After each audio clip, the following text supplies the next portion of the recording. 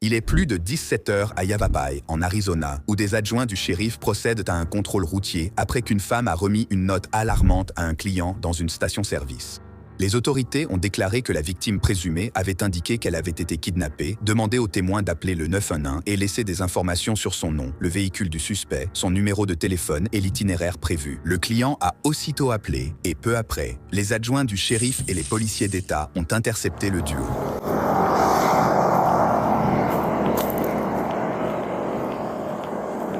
Tout va bien ici, mon pote? Qu'est-ce que tu as, Marc? Va lui parler rapidement. Qu'est-ce qui se passe aujourd'hui? Il m'a emmené chez moi à Mesa et il m'a gardé depuis. Il a tout pris et m'a attaché à la voiture avec du ruban adhésif.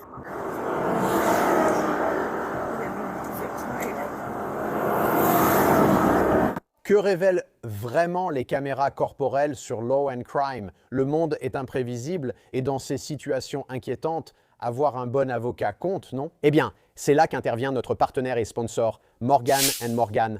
Non, ce n'est pas seulement un endroit qui fabrique de très bons chapeaux, celui-ci me va d'ailleurs très bien.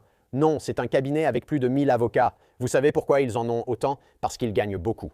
Ces derniers mois, Morgan & Morgan ont obtenu un verdict de 29 millions de dollars pour un cycliste à Philadelphie, un verdict de 2,7 millions de dollars pour une victime d'accident de voiture en Floride et 5,6 millions de dollars pour une victime d'accident de voiture en Géorgie, après que l'assurance ait proposé à ce client $0. Et même si vous pensez que votre affaire ne vaut pas des millions de dollars, pourquoi ne pas déposer une réclamation et vous battre pour ce que vous méritez? Et Morgan & Morgan rendent cela tellement simple. Vous pouvez déposer une réclamation depuis votre téléphone en seulement 8 clics. Donc, si vous êtes blessé, vous pouvez facilement déposer une réclamation sur fortpeople.com/lcbodycam ou cliquer sur le lien dans la description et le commentaire épinglé dans les commentaires. D'accord. Tu connais ce type? Oui, je le connais. Qui est-ce? C'est ton ex-petit ami. Tu as l'ordonnance de protection contre lui? Tu l'as? Oui, je l'ai. Tu ne l'as pas. La femme identifie son ravisseur présumé comme étant Jacob Wilhoit, 41 ans, son ex-petit ami, contre qui elle dit avoir une ordonnance de protection. Jacob a vite été escorté vers une voiture de patrouille, où nous le reverrons plus tard. Il n'est pas connu pour ça. Un tireur était juste derrière moi. Ici derrière?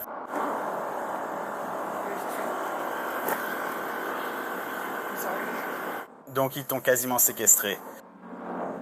On doit découvrir qui fait ça, mais il y a des colliers de serrage dans la voiture. Le gars a des armes ici à Posiba. Et d'après ce que dit la Saint-Un, elle a été enlevée à Mesa. On peut contacter la police de Mesa pour vérifier s'ils ont un rapport de disparition ou similaire. C'est ton téléphone? C'est mon téléphone. Il l'avait enveloppé dans du papier aluminium? Et ensuite, peux-tu copier encore un autre sujet 27? As-tu été blessé d'une quelconque manière? Donc il t'a attaché avec des colliers de serrage, et tout ça est juste ici. Ça s'est enlevé car il avait du ruban adhésif. Est-ce qu'il t'a dit où vous alliez? Vers Cuban. Pourquoi? Il te l'a dit? Juste pour s'éloigner. Juste pour s'éloigner? Oui. C'était il y a combien de temps? Il y a des agents fédéraux qui poursuivent le chef de tout ça. Oui, il m'a dit ça aussi. Il dit qu'il était avec le ministère de la Justice. Mais il a des objets dans du papier aluminium. Des trucs dans du papier aluminium et tout ça. Il a une arme, des valises, prêtes à partir. Est-ce qu'il y a des vêtements à toi ou quelque chose comme ça? Je n'ai rien du tout. Alors quelqu'un a signalé ta disparition et a dit que tu étais en danger là-bas. Bien. Donc, ce que je fais en ce moment, c'est que mon sergent demande à la police de Mesa de les contacter. Et ensuite, nous allons les aider de toutes les manières nécessaires. D'accord. À ce sujet, nos détectives pourraient venir vous parler. Ça va. Encore une fois, vous n'avez pas besoin que j'appelle les secours ou quelque chose comme ça pour vous? Je ne veux pas appeler mes parents. Je ne peux pas. D'accord, donnez-nous une seconde. Laissez-nous essayer de comprendre la situation. La femme est conduite en sécurité dans une autre voiture de patrouille, tandis que, non loin, les policiers d'État et les adjoints peuvent parler à Jacob. Je dois te lire ceci car tu es à l'arrière de ma voiture de patrouille. Me noter, d'accord? Maintenant, tu as été placé en garde à vue pour avoir commis le crime d'enlèvement. Nous sommes encore en train d'enquêter là-dessus, d'accord? Donc tu peux appeler ce monsieur du département de la justice. Ils ont un mandat qui arrive. Un quoi? Un mandat arrive? Un écrit, oui. Non, non, non, non, non. J'ai un casque. On cherche officiellement comment on l'a sorti du magasin. Qu'est-ce qui se passe? Elle fait partie de l'équipe depuis 10 ans. D'accord? Nous venons de sauver 6 femmes. 6 étaient en Utah.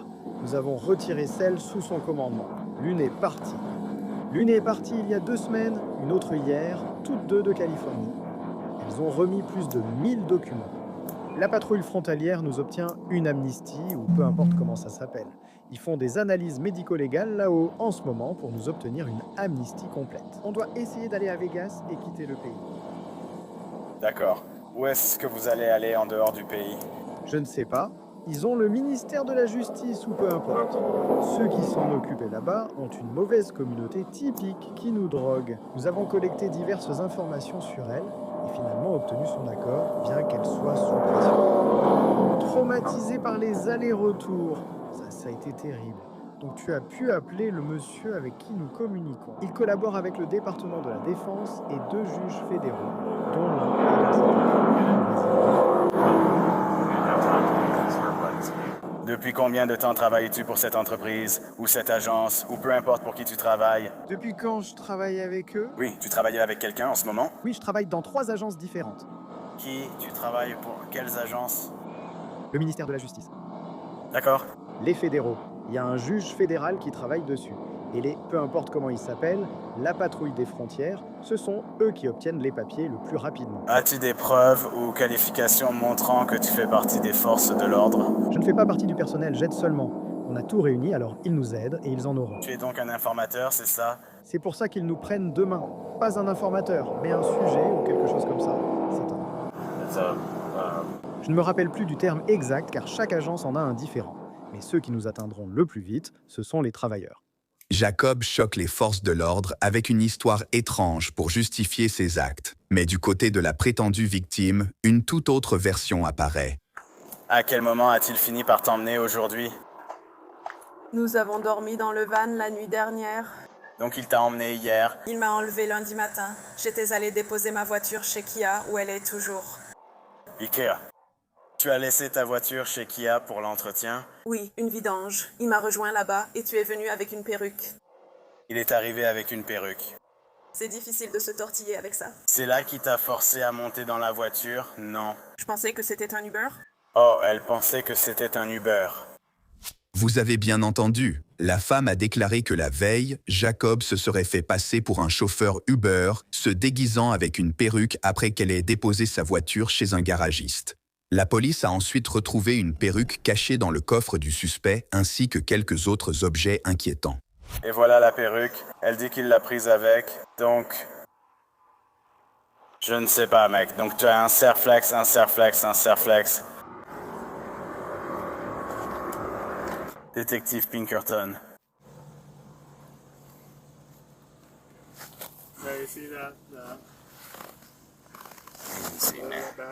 Ouais. Il a aussi un pistolet derrière. Ah bon? Oui, on dirait aussi des menottes, peut-être. Ou quelque chose comme une ceinture de service. Puis je me suis demandé, a-t-il retiré la perruque après? Alors, tu as commandé un Uber? Non. Donc, J'attendais, puis il m'a appelé, m'a dit qu'il avait commandé un Uber. Je me suis approchée et il m'a demandé de monter. il t'a dit qu'il avait commandé un Uber? Ouais. Il m'a appelé. Et ensuite, t'es monté. T'es monté et il a enlevé la perruque? Oui. Donc tu l'as fait sortir de là. Quand le ruban adhésif et les colliers de serrage ont-ils été utilisés? Le ruban adhésif et les colliers de serrage. Du ruban adhésif et des colliers de serrage. Il y a toutes sortes de choses là-dedans, tu sais. Je ne savais pas dans quoi on allait s'embarquer. Pourquoi était-elle attachée avec des colliers de serrage? Elle n'était pas attachée avec des colliers de serrage. Elle ne l'était pas. Je pense que ce sont des colliers de serrage sur elle. C'est donc ici que le ruban adhésif était? Ouais. Et où est-ce qu'il est attaché avec le ruban adhésif? À l'arrière du siège. À l'arrière? Donc on retire la banquette arrière avec un tiers côté conducteur. Donc est-ce que vos bras étaient derrière vous ou devant vous? Ils étaient devant moi. Devant vous? Ils étaient attachés à vous avec des colliers de serrage? Ils étaient attachés à mes jambes avec des colliers de serrage. Il a utilisé mes cuisses et mes jambes pour attacher mes bras avec des colliers de serrage. Et ensuite, il a attaché ma tête au siège avec un collier de serrage. D'accord, il y a des colliers de serrage. Non, elle n'a jamais sorti ce ruban adhésif. C'est notre protégé. Non, tu as vu son feu de ruban adhésif. Elle allait bien. On vient de perdre un pneu, donc elle partait. Elle conduisait la voiture avec le dernier plein d'essence. Va vérifier les caméras à la dernière station. Elle a conduit la voiture, donc elle va bien. Elle grillait des cigarettes, tout allait bien. Elle est très... Ce qui s'est passé est si traumatisant qu'elle y retourne. Je ne sais pas si tu as vu des victimes, mais elles reviennent souvent. J'ai un traumatisme qu'elle attend. Si tu pouvais parler aux gens, c'est bon, il suffit de les arrêter et des gens puissants. Alors, quand es-tu entré en contact avec elle? Je la connais depuis 1 an et demi. D'accord, probablement. J'ai l'impression que ça fait 3 ans. J'ai appris qu'elle était victime de traite seulement en septembre dernier. Je suppose qu'après notre prochaine question, comment la connais-tu? Eh bien, elle a commencé à travailler pour moi il y a environ 3 ans. Et puis, on était juste devenus proches. Et on sort ensemble depuis 6 mois. Ces 6 derniers mois, des incohérences sont apparues. Ils l'ont découvert et depuis, nous avons commencé à collaborer avec diverses agences. Le problème, c'est que chaque agence a ses propres bases de données de recrues. Il faut travailler au bureau, chacune veut un interlocuteur, faire diverses tâches. Actuellement, la Californie tente d'extrader. Ouais, donc on essaie aussi de comprendre parce qu'en gros, seuls les agents des forces de l'ordre peuvent appliquer les mandats et tout ça. Donc voilà, c'est tout. Je n'ai rien pour l'instant, donc je continue. Si tu appelles, le téléphone jetable est là-bas après les contractuels. Il s'est débarrassé de toutes leurs affaires. Lequel est le téléphone jetable? Le seul qui était là-bas et qui n'est pas emballé en ce moment. C'est celui sur le siège passager? Non, il y en a un qui n'est pas emballé. Oui, c'est celui sans emballage. On dirait un trio. Je crois que ça s'appelle un trio ou quelque chose comme ça. En ajoutant un dernier chiffre, quels étaient les 2 précédents? Le mien est élevé, ce monsieur nous a aidés. Jacob demande aux enquêteurs d'appeler les numéros de son téléphone jetable pour prouver son innocence. Mais plus tard, les autorités ont déclaré qu'elles avaient effectivement appelé l'un des numéros et la personne à l'autre bout du fil n'avait même jamais entendu parler du suspect. Il y a un numéro en 520 qui relie directement au département de la Défense du Nord, à la patrouille frontalière et aux fédéraux. Il vous informe sur tout ce qui se passe. Comme je l'ai dit, je ne sais pas comment cela fonctionne. S'il existe un moyen de la laisser partir... Donc ils essaient. Donc ce que vous essayez de faire, c'est d'essayer de la faire sortir du pays pour l'éloigner du trafic. Nous essayons simplement de la faire quitter l'État. Nous essayons de l'envoyer à Vegas pour qu'elle prenne un avion. Nous pouvons la faire sortir du pays car ils veulent la tuer. Si j'essaie aussi, nous cherchons des gens. Comme dit, nous venons d'envoyer les filles. Et quand tu lui as dit ça, elle a répondu quoi? Elle nie d'abord, puis nous obtenons des enregistrements ultérieurs. Je te demande de te référer à la première chose. Nous avons aussi des milliers de documents non examinés. Donc nous étions inquiets qu'ils essaient de la tuer avant d'être contre elle. À qui appartient ce véhicule? Nous venons juste de l'acheter pour la faire sortir. Vous venez juste de l'acheter? Je viens juste de l'acheter pour la faire sortir. Où l'as-tu acheté? Un monsieur. Tu connais son nom de famille, son prénom? Non, j'ai vécu chez son partenaire hier. Tu viens juste de l'acheter hier. Fais-la sortir. Les véhicules sont traçables. Son téléphone et le mien sont suivis. Alors on a pris un véhicule sans propriétaire enregistré, amené à la poste pour tenter de la faire sortir. On essaie vraiment de la sauver. D'accord, je sais que ça paraît. Alors, où l'as-tu contacté hier? Tu dis que tu as eu le véhicule hier. Tu m'as contacté hier. Quand l'as-tu contacté? Où? Petit déjeuner ou un café ou quelque chose comme ça.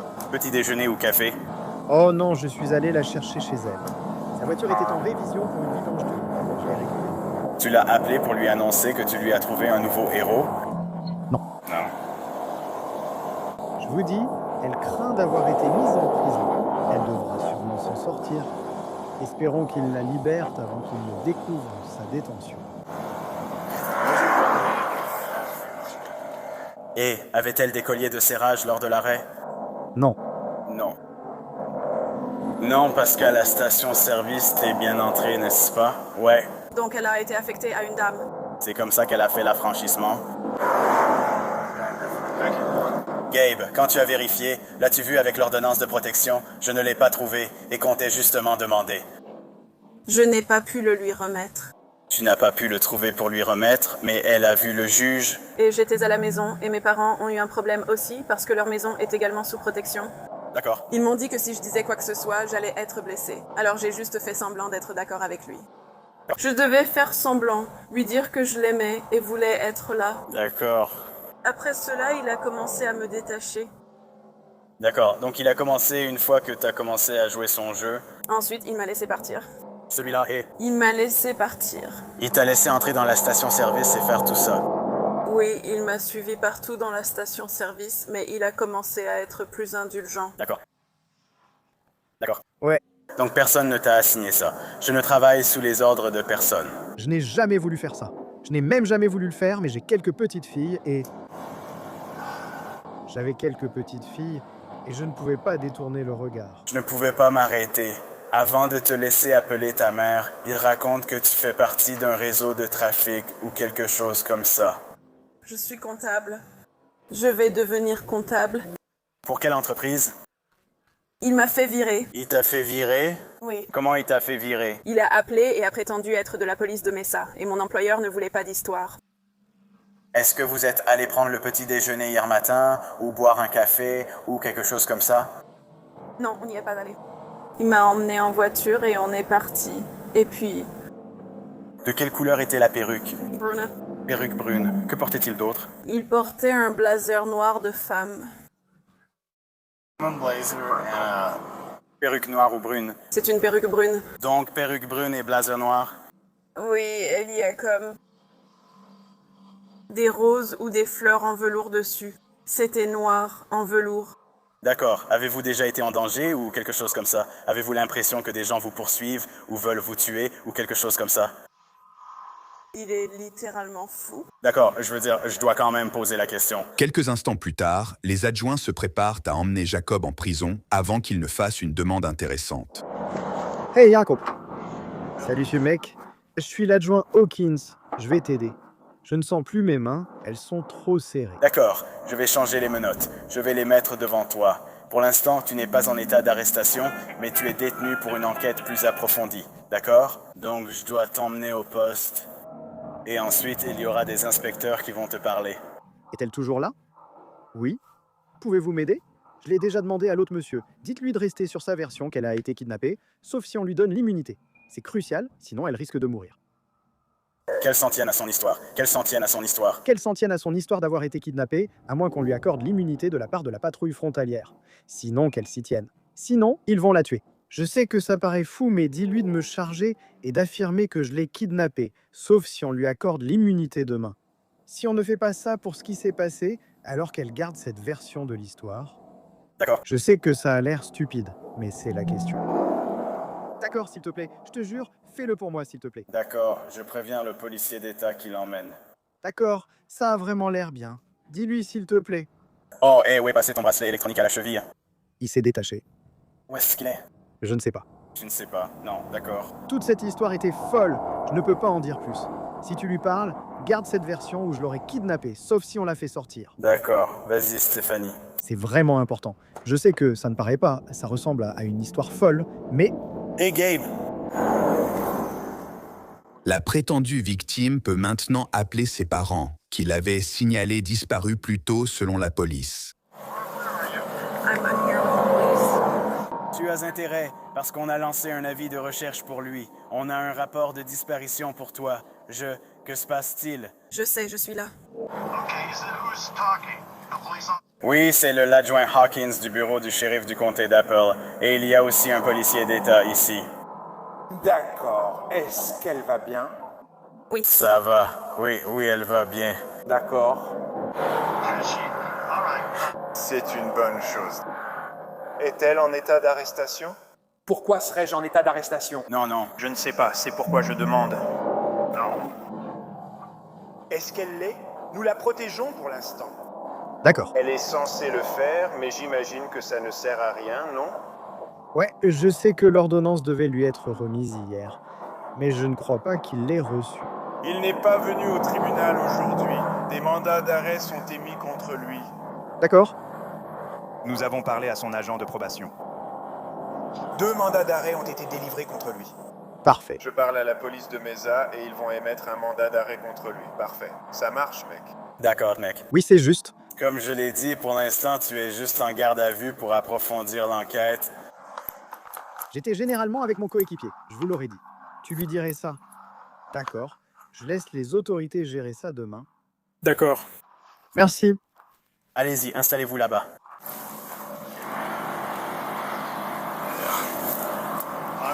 S'il travaillait au ministère de la Justice, il ne serait pas aussi nerveux. Elle travaille pour tous, lui pour aucun. Il affirme agir seul, mais m'avait dit travailler pour le ministère de la Justice. Je ne sais pas, on va clarifier. C'est une situation très inhabituelle, C'est terrible. donc on dirait que tu en as conscience. Donc je vais vous libérer de ce scotch. Ce type est fou.